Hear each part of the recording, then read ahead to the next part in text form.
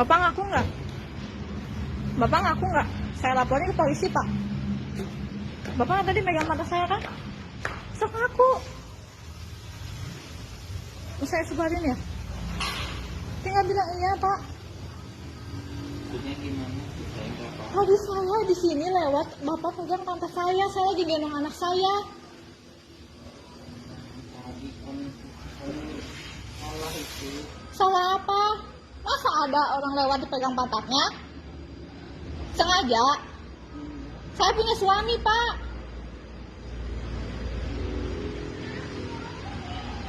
Saya laporin Bapak ya. Saya viralin nih muka Bapak.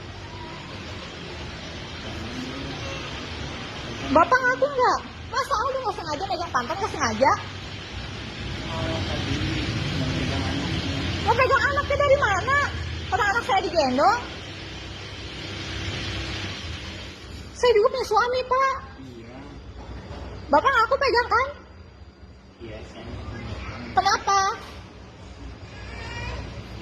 Bapak juga kalau punya anak kayak gitu mau nggak direcehin? Saya laporin nih.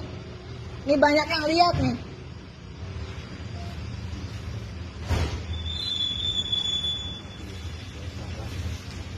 Tapi saya nggak bermaksud begitu.